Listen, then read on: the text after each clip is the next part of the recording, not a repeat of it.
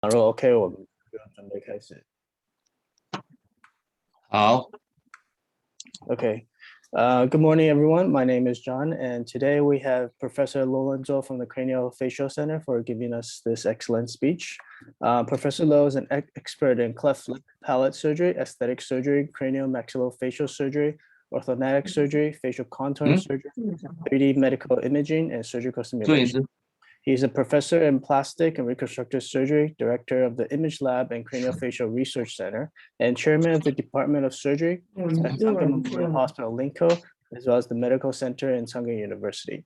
Dr. Lo graduated from medical school in NTU, and he received residency training in general surgery for 3 years and in plastic and reconstructive surgery for another 3 years. After 4 years of intensive surgical practice and training under Professor Nordoff and Dr. Yu-Ray Chen, he continued his learning in the St. Louis Children's Hospital and Washington University Medical Center in Missouri in 1993. He spent 2 years working with Dr. Jeffrey Marsh in the field of craniofacial surgery and 3-dimensional imaging study. Dr. Lo has worked closely with the craniofacial team for cleft and maxillofacial patients. The team includes plastic surgeons, orthodontists, speech-language specialists, social worker, nursing specialist, as well as a coordinator. Patients were followed up regularly, and the multidisciplinary team is effective and supportive to the patients in Taiwan. This team also works in collaboration with the Nordoff Craniofacial Foundation to provide comprehensive care in domestic as well as international patients. The team has provided many missions to the surrounding countries for patients with cleft lip or palates and craniofacial anomalies since 1998. The Chang Craniofacial Center has trained numerous doctors and related healthcare specialists from other countries. A renowned activity is the yearly forum for cleft lip and cleft palate and the orthodontic surgery, which attracted hundreds of participants from many countries. Today, Professor Lo's speech will be on the preparation of videos for surgical procedure in patients with cleft. Professor Lo, please. Thank you. Thank you for your introduction. This morning, I would like to share with you that the importance of preparing the video for the presentation in the meeting or when you submit a paper. If you have a nice video presentation that could significantly improve the quality, and also people will understand even better the surgical procedure. First, I have no conflict of interest to declare.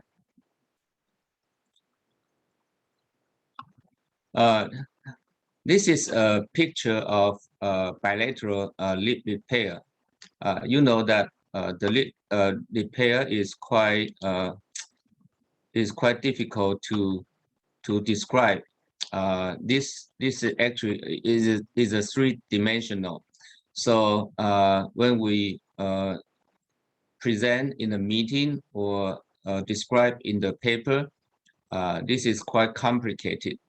You can see that there's a nice picture here. I actually, if you see the first 6 picture, this is not a drawing from the operative picture. This is actually transformed from my operative picture. So you can see that very complicated structure. In this video, you can first I describe how I designed the skin incision, the prolabial flap, and then the most difficult part in this lip repair, bilateral lip repair, or unilateral lip repair is how to dissect the nasal flap and also the inferior turbinate flap in order to reconstruct the nasal flow and also to cover the piriform margin. So after dissection of the turbinate flap and nasal mucosa, then we obtain this 2 mucosa flap for reconstruction of the nasal flow. But again, if you look at this drawing, you can see that still very difficult to understand. Now, the second row is the use of the CM flap, the the buccal mucosa flap, and also the nasal mucosa flap. So these three mucosa flaps combine to reconstruct the nasal flow. This is not easy to understand, but I believe that this picture is already good enough if you compare the photo or the drawing from the previous publication. Now, even better, I would like to show it in the video. Now, people will say that one picture is worth 1,000 words, but also it is indeed that one video is worth 1,000,000 words. That means that a video is much more illustrated than many pictures. Now, here is the first video I would like to show you. And in this second video, we emphasize key features for approach of the lateral elements in bilateral complete cleft lip repair.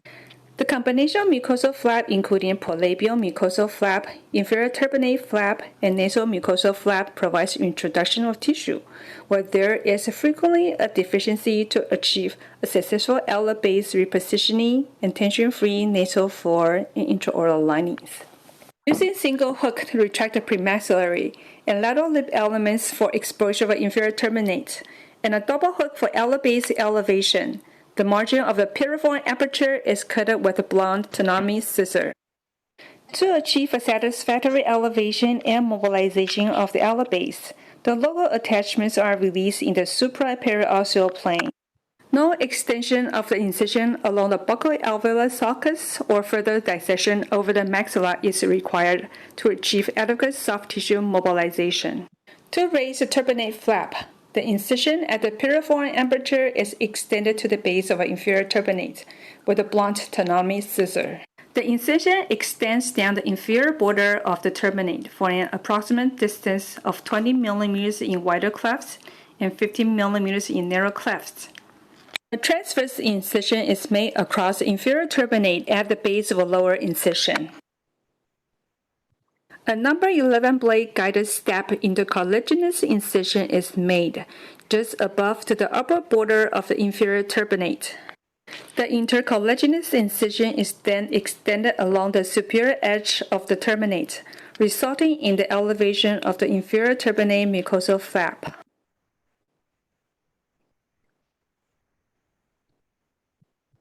The inferior turbinate flap is further elevated in the retrograded manner, based on the vestibular mucosa. The anatomical division between the nasal and buccal mucosal is then incited, and the nasal mucosal flap is created by detaching the orbicularis muscle from the dermis. The lateral cutaneous vermilion flap, which incorporates part of the orbicularis marginalis muscle, is raised from further restoration of cuprous bowl and median tubercle. The lateral muscle flap is also created by dissection of the mucosa and subcutaneous planes. The angular artery is used as a reference point to ensure the extent of a muscle dissection is lateral and superior to the outlet base. The lateral mucosal flaps are then raised in the opposite side. Local coagulation was performed for potential bleeding control in donor site region. The medial mobilization of lateral elements is simulated by manual apposition, demonstrating the adequate reposition of lateral lip flaps into the central element. So in this video, you can see that it is not only a video presentation, but also we use some picture in the video, and then immobilize the picture and then transform into a drawing, a cartoon drawing, and then use to demonstrate step by step how I elevate, how I use the so-called the CM flap, the inferior turbinate flap, and also the nasal mucosa flap. The three flaps combine to reconstruct the nasal flow. This is very difficult to illustrate. We have been using inferior turbinate flap for many years. Still, I found that it is not popular for other cleft surgeons to use the inferior turbinate flap. I think to use the inferior turbinate flap, I think one advantage is that we have a source of the mucosa flap, which we don't need to use the buccal mucosa flap. We use the buccal mucosa flap is used to do the intraoral lining. Okay, that's the nasal floor reconstruction.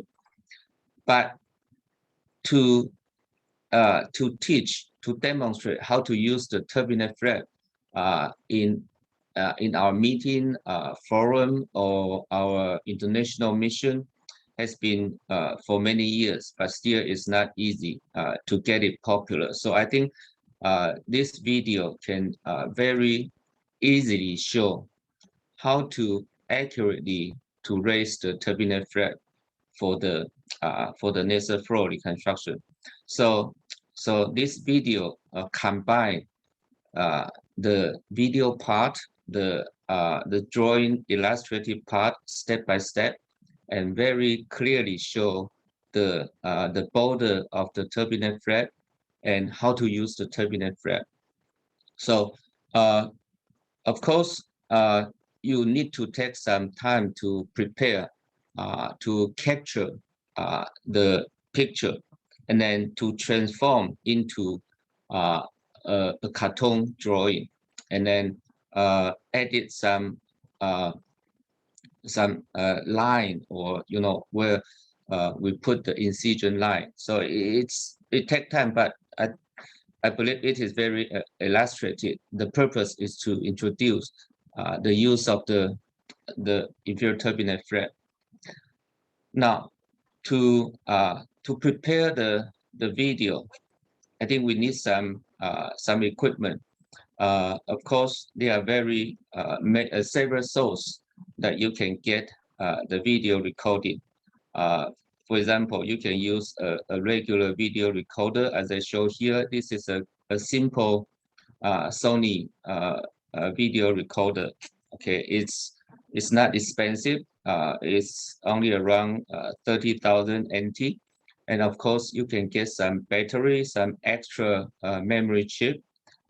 So when you in the OR, when you wish to take a prolonged video, you can have the extra memory space for the video.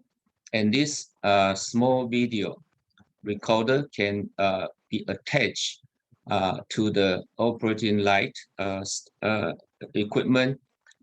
It's not difficult, and also you can do a remote control to like zoom in, zoom out, something like that is quite convenient.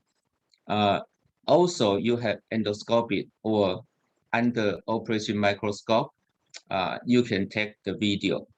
The other thing is that you can use more than one source to obtain the video recording.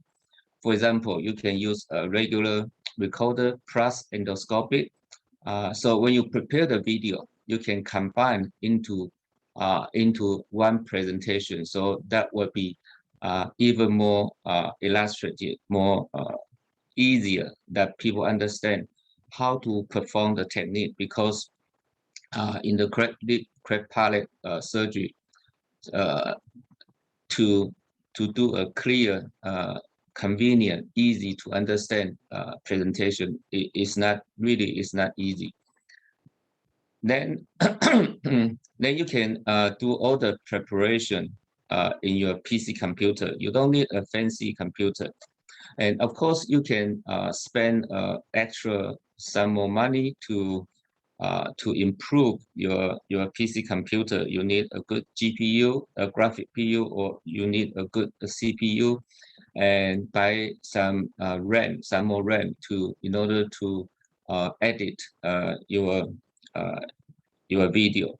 So this the whole hardware equipment actually also is not expensive as well. I think most of you should be available to get the facility.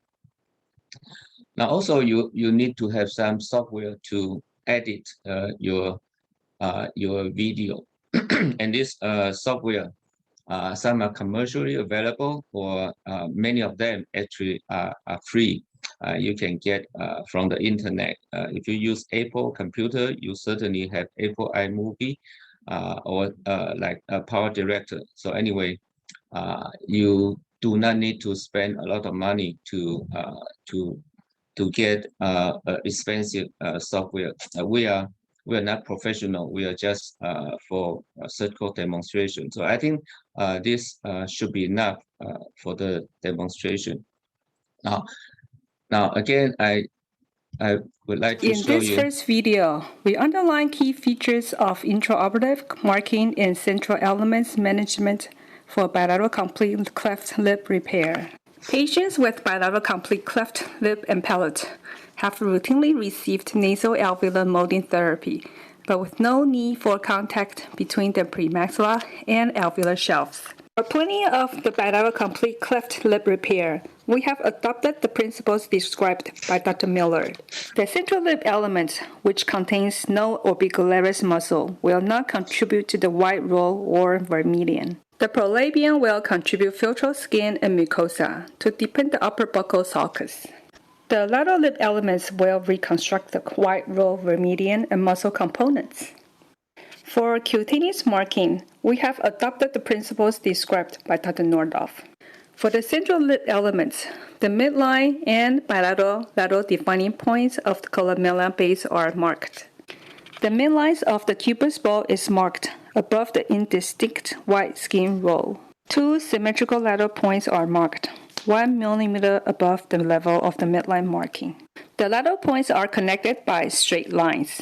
The cubus ball is then delineated above the indistinct white skin roll with a triangular shaped design. The C-flaps are defined from the starting point behind the columella to the lateral points of the cubus ball. For the lateral lip elements, the red and white lines are delineated. The Nordhoff points are defined at the point where the vermilion first becomes whitest. The cutaneous cutting lines are extended along the free margins of the lip and marked 1 millimeter above the white skin roll lines. The alar base point is marked, and the nasal labial fold is identified.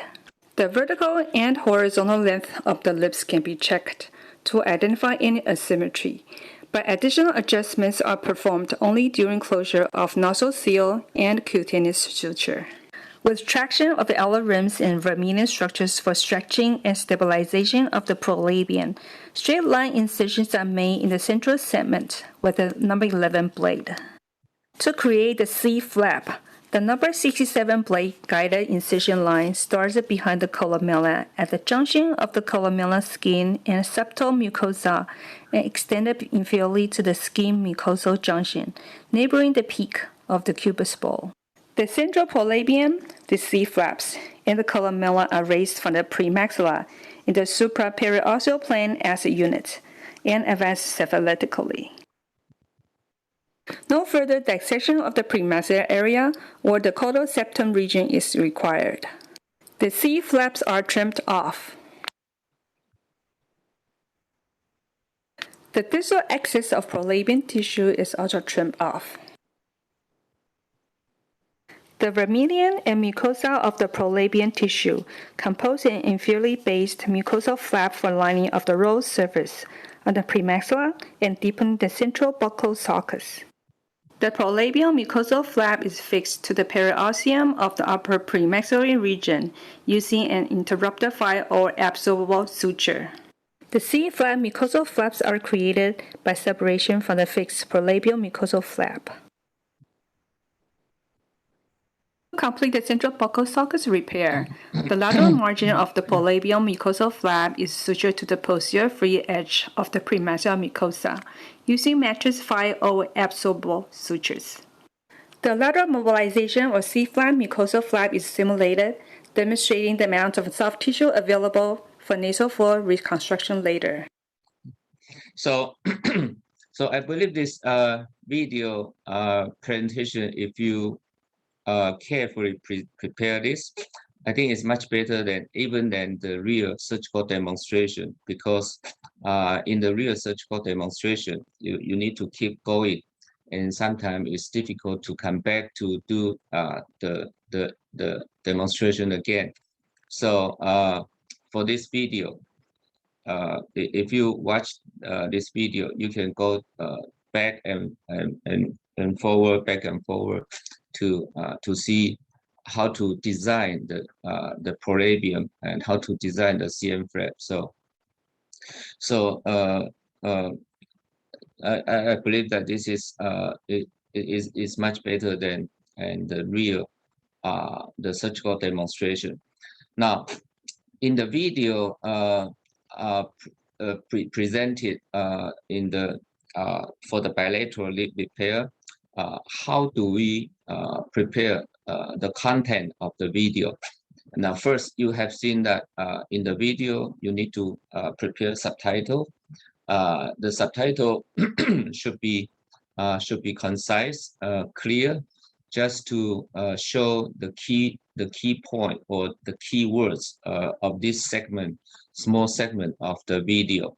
So this is not difficult. Then in the when you in the process of the video, you can prepare several subtitles. Now, it's also a good advantage to prepare narration. Now you have to ask for a person that is that has a good English to do the narration. I believe in our department we have a lot of people, residents. They speak very nice English that can help you to do the narration. Now, and I also like to use the background music. To prepare the background music, you need to get a music that is copyright free, or we need to obtain so-called the Creative Commons 0, CC 0. That means that it's free to use. There's no copyright required. Otherwise, you need to prepare the writer of the music.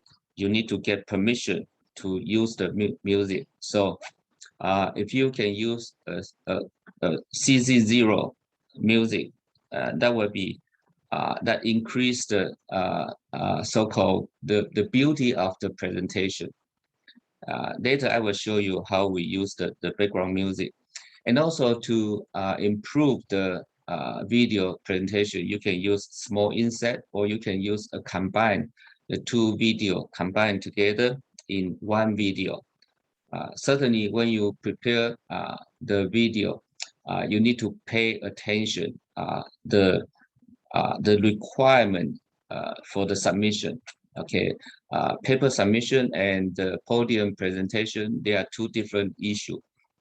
For example, for PRS, they accept a 4 segment, maximum 4 segment of video, and each video is 5 minutes or less, and the size is 100 megabyte or less. So one video, now the maximum number is 4 videos. So you need to adjust all the requirement to submit this video.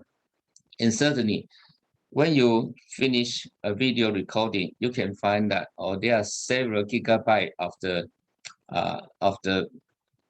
your video recording. Now you need to squeeze, you need to cut, edit, and then change the format into a small size. So each segment of video will be 5 minutes or less, 100 megabyte or less. So at this requirement, you can easily obtain from the author information. So these are quite important message that you need to know before submitting to the journal. Now, you see again how I use the background music. the narration and also subtitle, and also some insect, or including the drawing, the so-called the key part or keywords to prepare the video. So it will be more illustrative. And this, for example, this is the alveolar bone graft, which also is a common procedure. The alveolar cleft can be visualized as an inverted pyramid. The mucoperiosteal flaps are dissected off the cleft margins. The nasal mucosa is mobilized upwards to help in the nasal flow formation. The scarpa fascia is used in the deep region of the cleft for reinforcement and sealing. The bone graft is carefully packed into the alveolar cleft and the mucoperiosteal flaps are closed.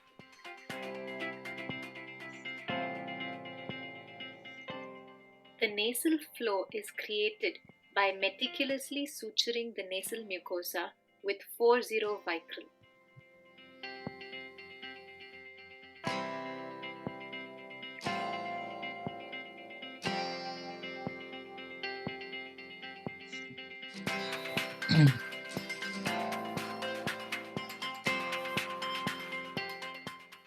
It is helpful to switch to using smaller sutures like 5-0 vicryl to suture the deeper parts of the nasal mucosa.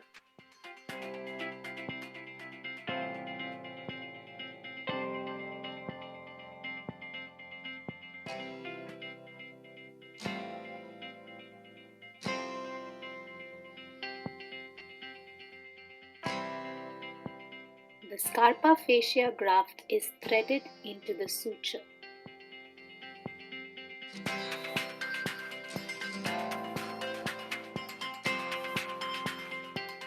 The fascia graft is placed in the deepest part of the cleft over the nasal mucosa and palatal side of the pocket.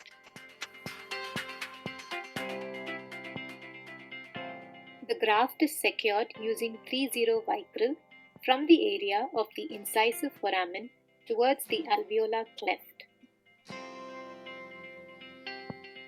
Additional fascia fixation sutures are passed in and out from the palatal side, sealing and blocking the posterior deep part of the pocket.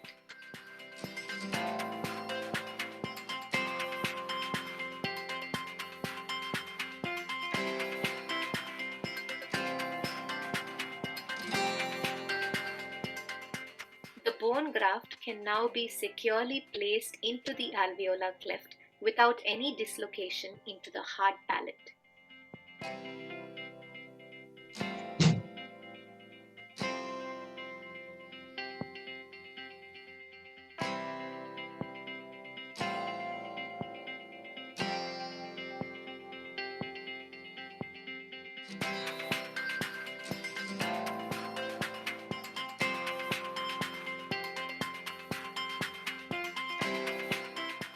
It is helpful to perform closure of the gingival tissue under traction.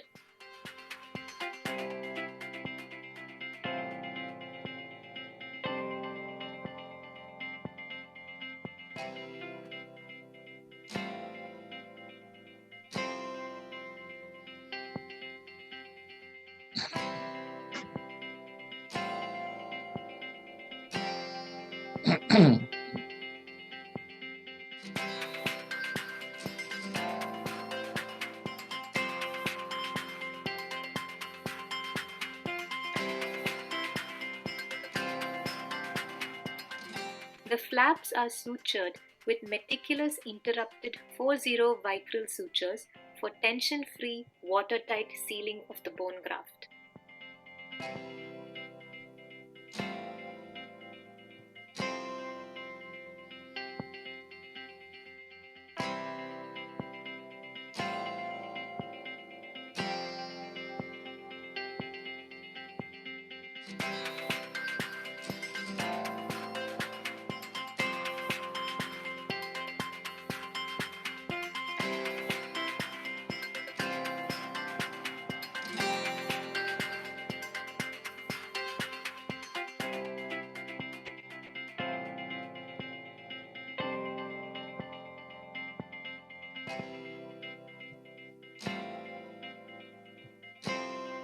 So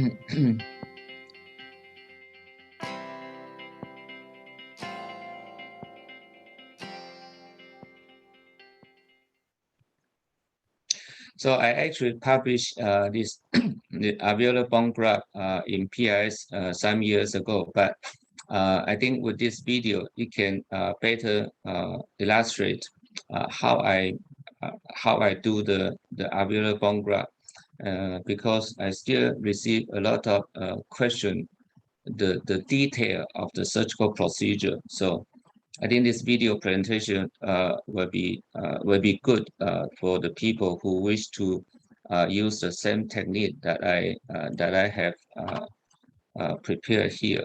Now, I would like to show you where to get the so-called the music that is copyright free, and you can use in your presentation. The free PD is one that is convenient to find. There are many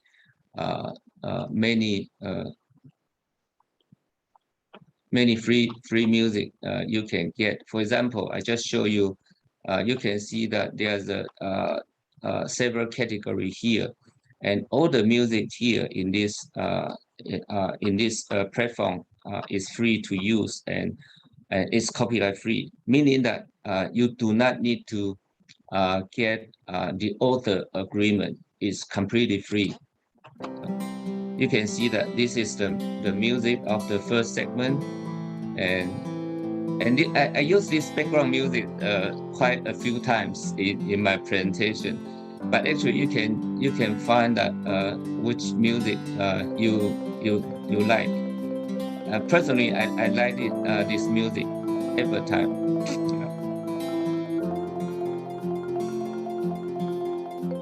I can also show you like the other music.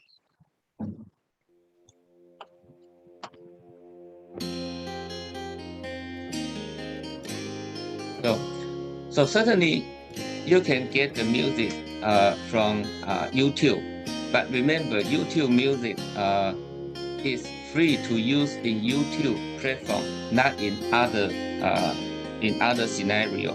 So if you use YouTube music, you need to get permission from the author of the music. Okay.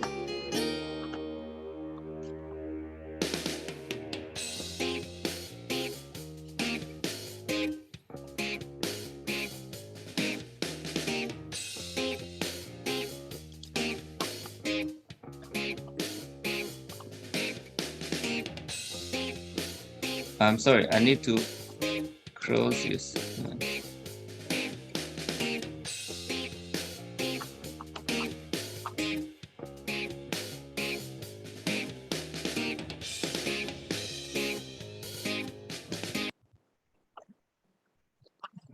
Okay, now let me show you another segment of the. You can see that I use the same Infiltrating the recipient background site music with lignocaine and epinephrine helps achieve adequate hemostasis for the duration of the procedure. This is a schematic representation of the incision marking for the flap design on the medial alveolar cleft.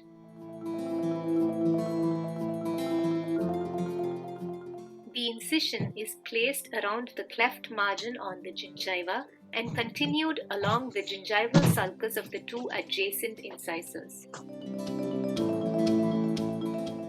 This is a schematic representation of the incision marking for the flap design on the lateral alveolar cleft.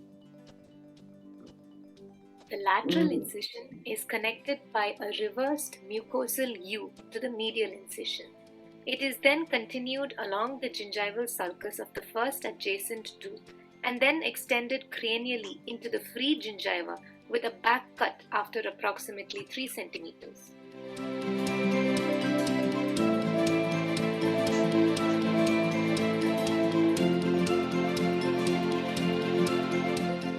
The incision is placed based on the marking using a number 15 blade.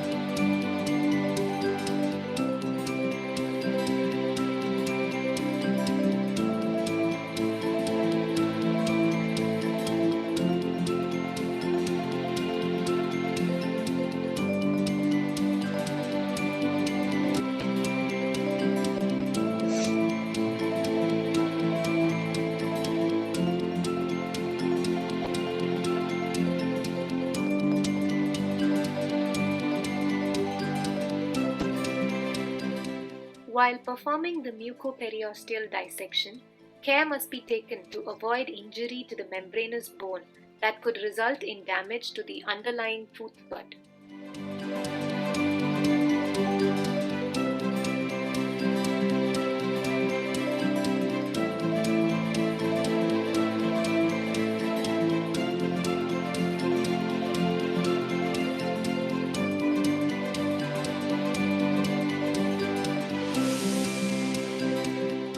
The lateral aspect is mobilized towards the back cut area and the buccal periosteum is separated to facilitate tension-free closure. This can be confirmed through gentle pull of the mucoperiosteal flap without resistance. Additional releasing incisions, if required, can be placed. Sharp dissection around the oronasal fistula is done and continued towards the anterior nasal spine.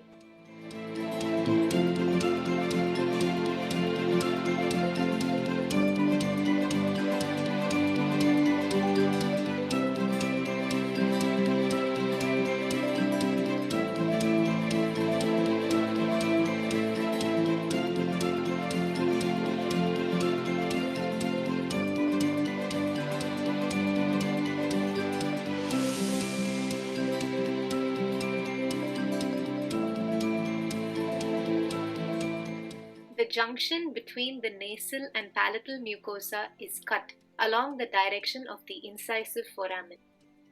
This helps free the nasal mucosa that will aid in the nasal flow formation. The dissection is continued to the deep part of the cleft to further mobilize the nasal mucosa. Now, in this video, you can see that we have script, we have narration, we have background music, and this video actually is the resolution is good. You can see very clear how I perform the surgery, and these video are actually captured by the video recorder Sony, a very simple machine that everybody can get. So it's easy to do it. Now, I would like to show you also a difficult part, so-called the bilateral sagittal split osteotomy, because this procedure also to us is simple and easy, but for many other surgeons, maxillofacial surgeon, is difficult, so that they prefer not to do the BSSO, the surgery. But if you can see this video, maybe you will feel that actually it is not difficult to do the procedure. And I use two video combined into one. The maxillomandibular complex is mobilized to its desired position and verified using the prefabricated splint.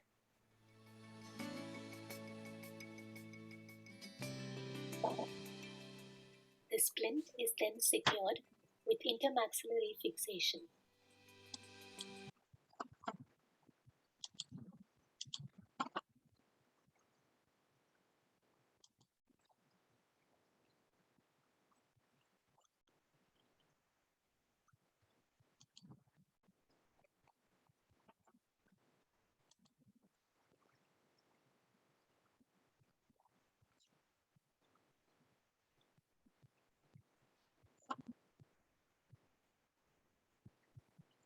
部长，你的声音要打开。对了，那个有一个按键被我按到，不过我想 ，OK， I think this is almost the end of my presentation. Now, also in this video we have music, we have background music, we have narration, and also the script. And here in this video, I took the video with two video recording. One is the endoscope, and the other is the regular video. Now I would like to show you how to fix the BSSO, because it is difficult to demonstrate. Now you can see two videos, one from outside and the other from inside. So just show you how do I split the bone, how do I identify the location of the inferior alveolar nerve and do the fixation in the safe zone, not to injure the nerve. And also here in the video presentation, you can see very clear, so-called the percutaneous insertion of the bicortical screw. I usually use a 3 bicortical screw. Okay, so just a small skin wound, and actually this skin wound will heal without a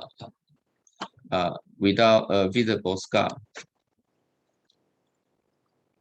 And also this video is less than 5 minutes.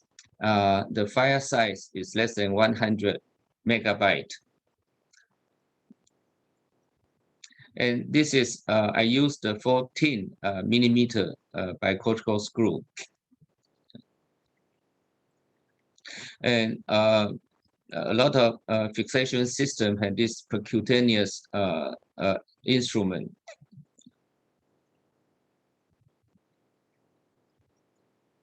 So this at the same time show both intraoral and extraoral view, how to perform the BSSO fixation.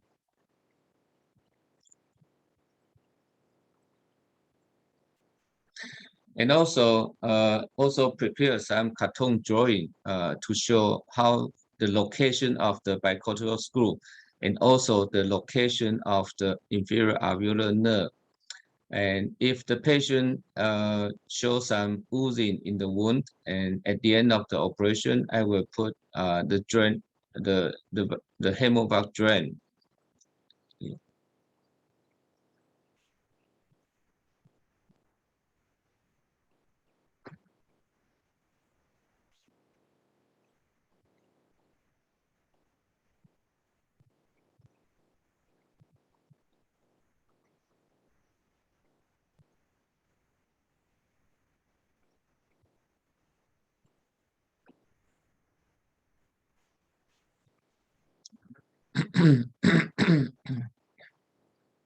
Now you can see also at the end of the video, you can see the pre-op and post-op view to show the result. I think it will be also a nice presentation of the surgical outcome. So in this morning, I show you how I prepare the video. When you have the video, you prepare the subtitle, prepare the narration. Also, it would be better to have a background music. And if you use the CC0, which is easy to get from the free PD app, it is so-called copyright free. If you use YouTube video, you need to obtain the author agreement. And remember the file size, the time limit, the size limit, and also the number of the video that is required. And also, even for the video presentation, you also need to get informed consent from the patient. So that concludes my presentation this morning. Is there any question or comment? Thank you so much, Professor Low, for your illustrative presentation, and those are really great videos. Do we have any questions from the audience? I realize it's really great to see some previous fellows who's been with Professor Low, Raphael, Aki, and Dr. Nobu. Do you guys have any questions for Professor Low?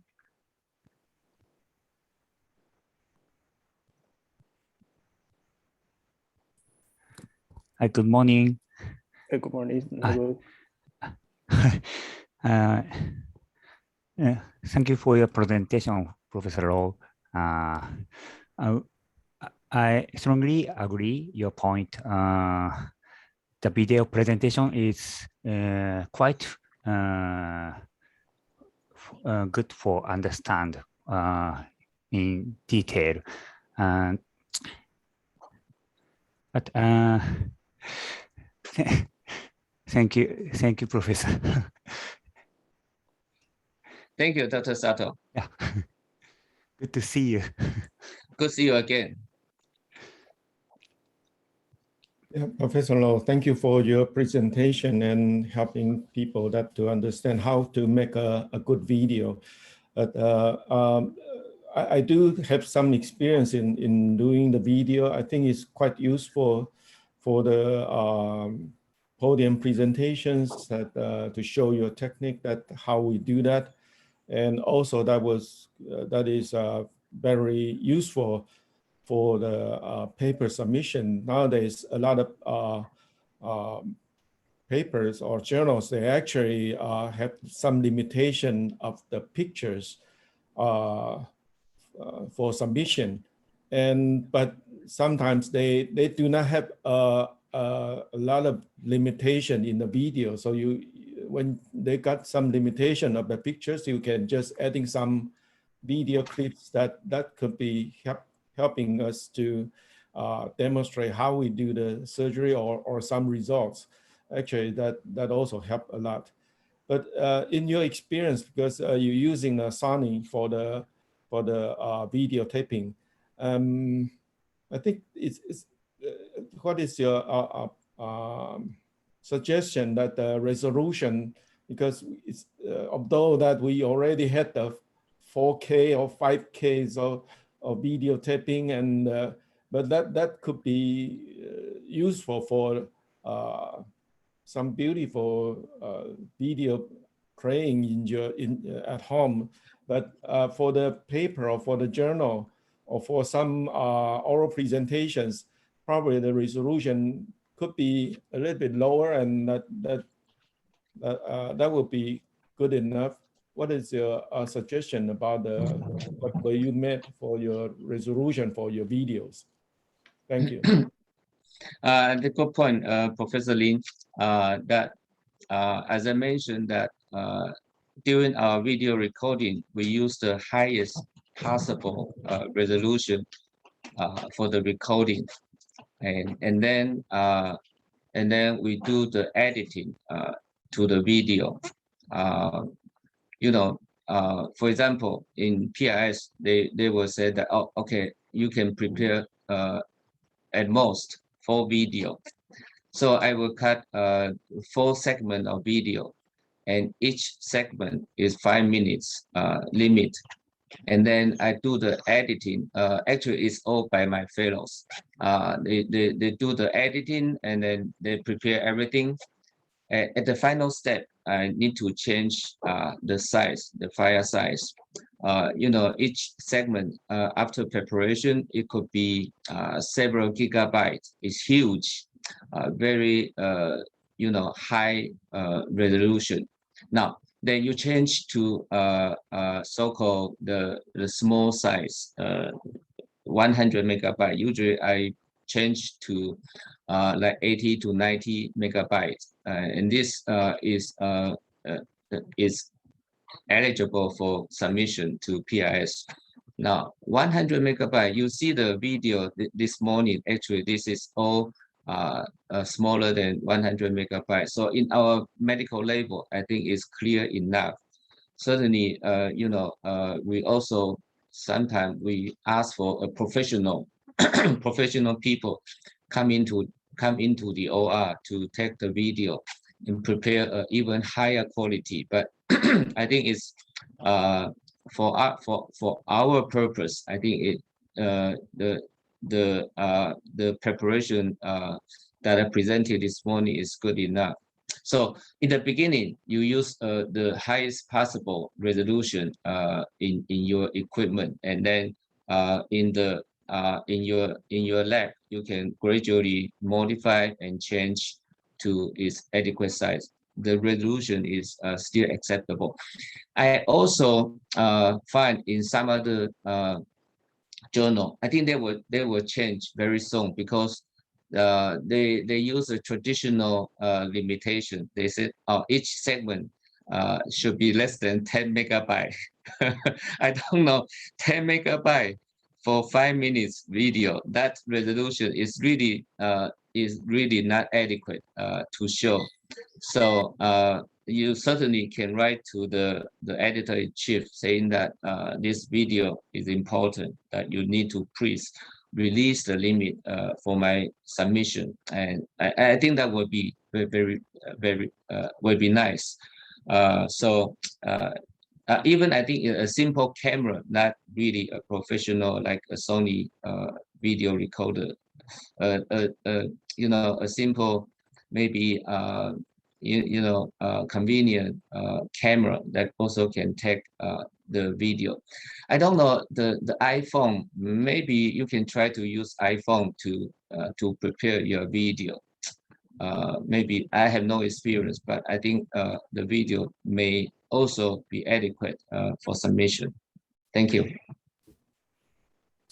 My second question is that do you used to have a director when you taking the video? Because sometimes when I'm taking my videos, I'm actually, my back is on the screens, and actually when I had to review the video and I found out a lot of segments or a lot of frames that cannot be used, do you used to have a director to watch the screen for you that please hand away, hook away, or something away, not in front of your lens? That do you use have a director for that? Yes, also it's a very good question. Actually, my director is my research assistant. I always told her that please remind me if my head are in front of the video, just let me know. I will move away to show you the operative field. This is quite important. Sometimes in the operation, you just forget and then you move your head or your hand and blocking the video recording. So this is one thing very important. Now, my research assistant, now that I just asked her to, you know, be very serious to ask me to you know, change the position. This is one thing. The other thing is that in my video you can see that I try to maintain the operative field clean, bloodless. Is very important. And also you need to keep cleaning your operative field, change the draping towel so that in the video you can have a more present you know, operative procedure. Otherwise you see a lot of gauze or breathing or instrument a mess that also is not good. So again, I asked my assistant to remind all the people in the OR to maintain the clean table operative field.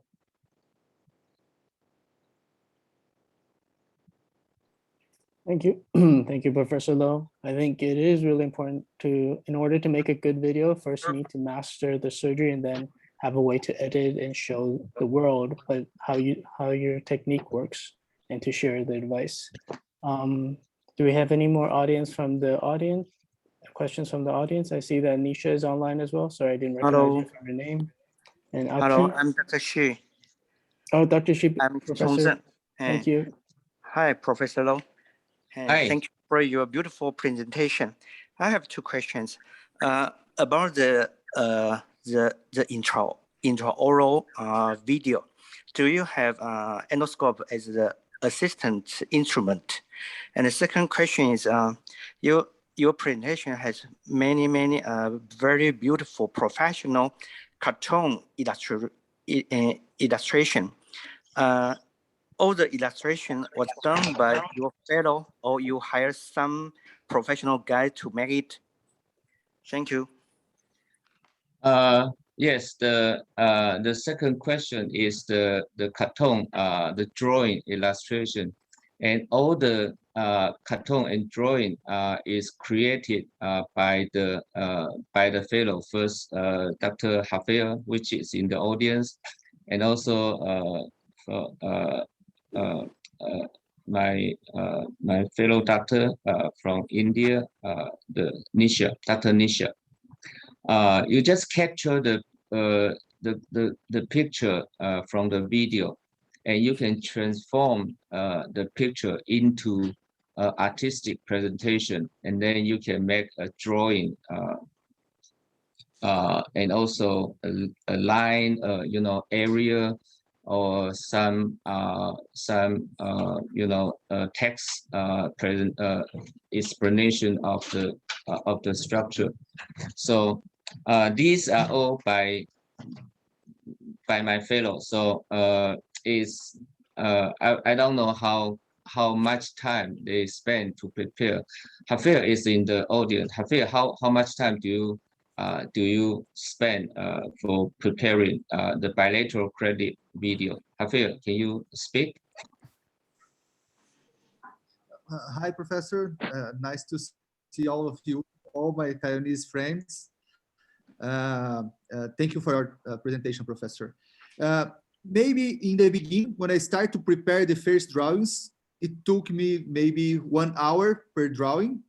But later, when I start to know how to do the details, maybe 10 minutes per drawing, something like that. And we prepare a lot of drawings because the idea is to really show to the world how Professor Lo performs this. Then each drawing really needs to show every detail. But with time, you can prepare a lot of drawings, maybe in 1 or 2 hours. Yeah, thank you.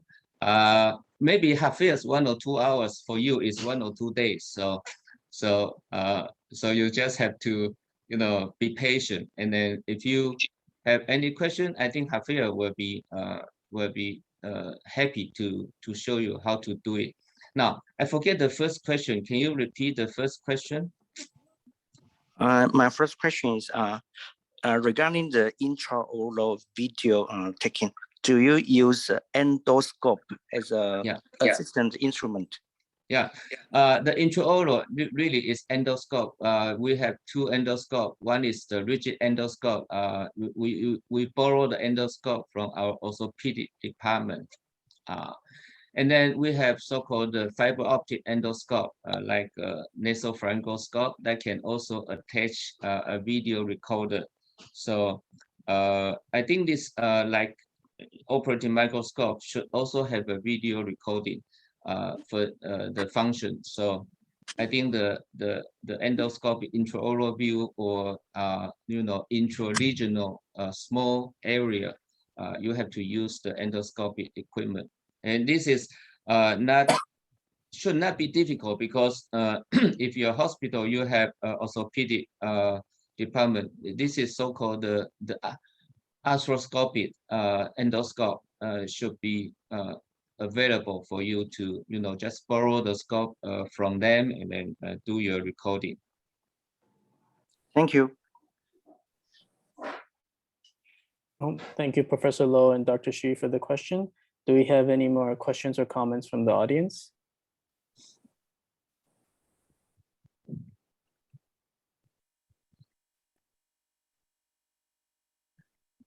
Yes, can I? Yes, please, Professor Wei. Thank you. Yes. Dr. Lo, thank you so much. I enjoy your presentation. Actually, I think most of the plastic surgeon has some experience of video taping. And now it's become popular because it's more convenient at this time to do that. So, but you are able to help us to outline all those details that we should pay attention to. I'm very happy that this is a very educational one. And I have one question for you and then one comment for you. I still remember, actually in the Department of Plastic Surgery, we have very, very good tradition. And Dr. Nordhoff emphasized very much. I remember that was more than 25 years ago, that once he hired a team from Los Angeles and pay them all those, fee, traveling fee and local expenditure. And at that time, he told me that every single video will cost 200,000, 200,000, 20 万. At that time, you know, almost 30 years ago. And one thing that impressed me very much is that actually when he planned to do a video tape, he already have the script. There are two kinds of script. One is the script that written, you know, in the, in conjunction with the video presentation. The other one is script. It's like a movie making, and you have the script. For example, if you want to show a secondary alveolar bone grafting, then he will write. He'll write.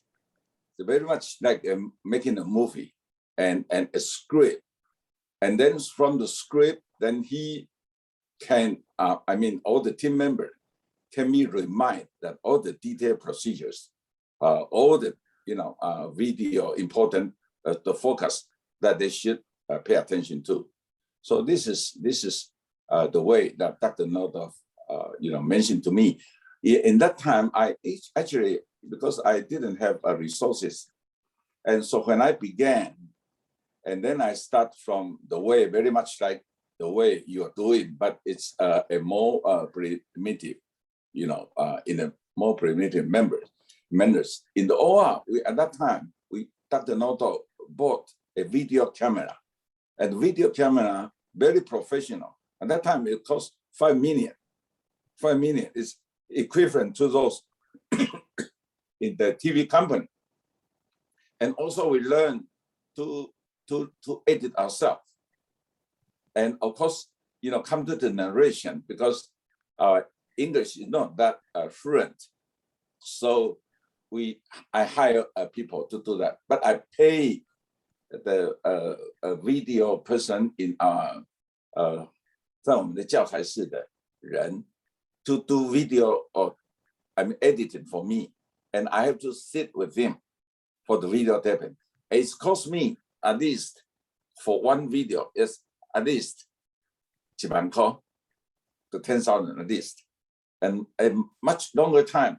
The editing spend more time than the video taping. Of course, nowadays the facility is much better. It may not be necessary to do that way, but I really appreciate that you are able to have this opportunity to teach all the members. When we are going to do ourselves, then we pay all those attention. This is my comment. And I'd like to ask you, do you prepare the script as Dr. Nordhoff taught us, or you just simply have a written script in conjunction with your video? 然后再来第二个问题就是说，你在做那个我想你先请你回答这样好，因为这是很我一直认为说是我没有做到像 Nodo 那样的，但是好像也觉得有一点不太需要，不过他心目中这是非常非常重要的，在经理 comment 的东西。Okay. Thank you, Professor Wei, for the comment and also the question, and also I could remember the time that Dr. Nodo took the video recording of his unilateral credit repair. At that time, I was I forget if I was a resident or young staff. I actually assisted the operation. The specialist actually he is John Tibet. He is from Texas. He's a famous reconstructive cosmetic surgeon, and he used a professional video recorder, and then prepare a script that every step by step perform your operation and take the video and then stop, and what is the next scene, then all follow the script, the procedure in the recording. So that make it very serious, meaning that you have, if you take one operation, the video, you could spend a whole day and actually a lip repair maybe 2 hours, you make it 5 hours. So very strict and serious and very careful. But today, when I take the video, when I took the video, actually is quite liberal. Just I took the whole process of the operative procedure, and then go back to the room, start editing, start to thinking about what is the most important part, and then prepare the subtitle, prepare the narration. Of course, the narration, you need a script to so the person can read, and based on also the looking at the video, and then do the narration, and then put the background music. So this is also all performed afterward in a room. So it's make things much easier and much liberal to to do this recording.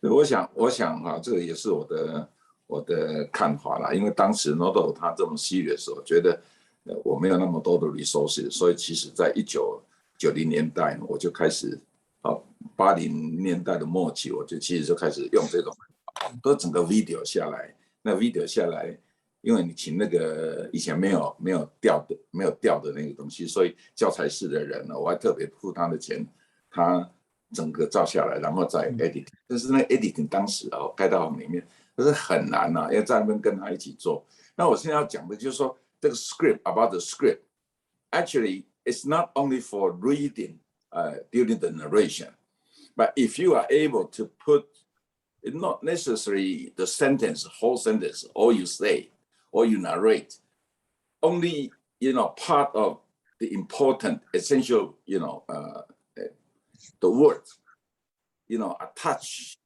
to the video clip, and that can help, because sometimes when you are absent-minded, or the narration, the English is not perfection, or the listener is not that great at English, and you have some script that help them to understand. So this is the script. Actually, there are 3 kinds of script. One is that you prepare before you do the videotaping. One is that you read when you narrate. The other one is the script that attach to individual, scenario. Okay, so this is my comment. Thank you very much. Very nice presentation. Yeah, thank you. I would like to thank you for the comment, and also to share with you my experience. Actually, I think this is a training for the fellow doctor. If you can understand every part of the surgical procedure, then you can prepare editing the video, okay?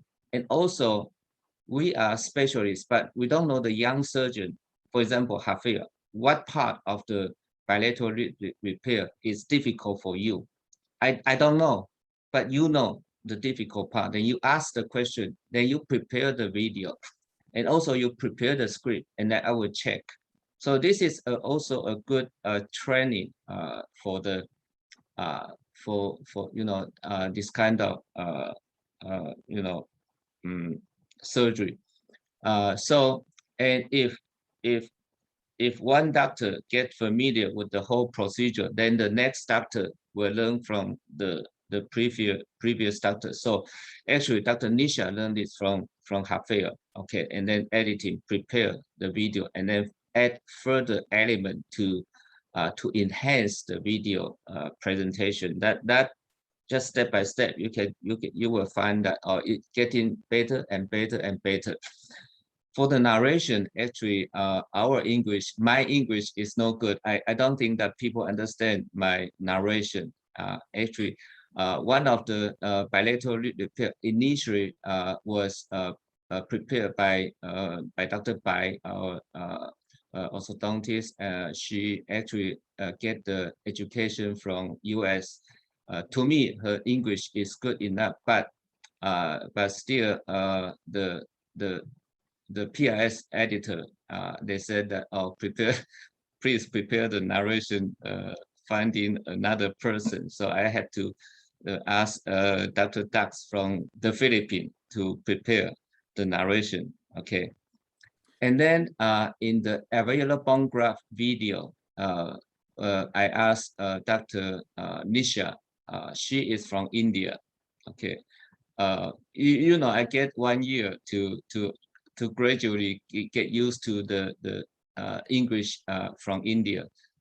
But you know, I was nervous if her English is good enough. But they understand. They, you know, they like it. No problem. They do not criticize and ask for redo the narration. So, but I found that in our residents, many of them, they can speak very nice, especially John. You know, you speak good English, so you can just ask one of our residents to do the recording. If your English is not good enough, is rejected by the PIS, then you need to do it again until you can pass. Then you can finish your training. I think that also may be a good idea to finish the, you know, to judge, to evaluate the residents. 我完全赞成，而且我 echo 那个刚才罗文所讲的这些东西哈。其实，在我的 clinic research meeting， 我每个月1次的 clinic research meeting 里面有早期开始的时候，大概2年3年哦，有一个重要的部分就是在 share 这个 editing。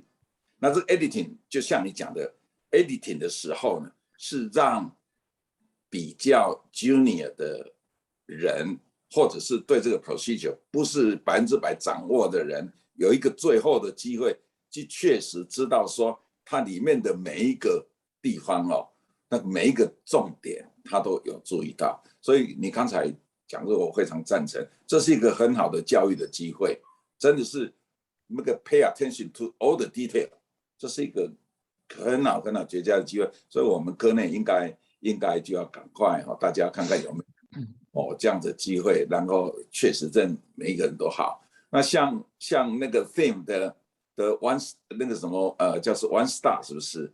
那个我们也是它里面的 faculty。那所以我们有好的 video 呢，你除了送到那个 PIS 其他的 journal 去 submission 以外，其实你可以送到我私下再给你那个地方那我们跟他有不错的 connection， 而且我们也买他的这个copyright 就我们可以随时使用它，而且我们可以参与他的教育，你可以成为它里面的那个 tutor。谢谢你非常好的演讲，谢谢。谢谢。Oh, thank you so much, Professor Wei and Dr. Lo, for the comments and questions. We have one comment from the audience by Dr. Wael Hashim. He says, "Thank you so much, sir, for this unique presentation work. I'd just like to add something, sir, for protection of your own copyright. Sometimes we can add a watermark to the video, or at least signature with a logo in an uncroppable spot in the screen, so the video won't be used for other users."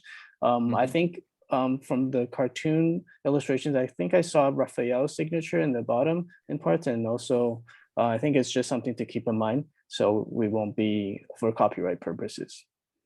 Finally, I'd like to ask Professor Zhou or Professor Lin if you'd like to end the meeting for today. Thank you.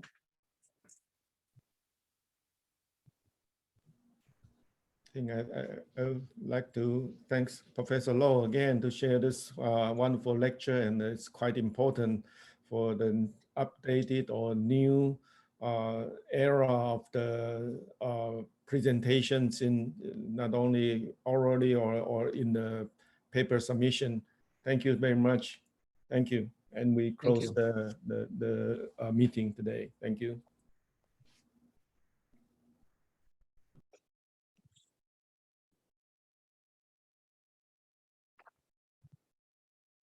好，谢谢大家。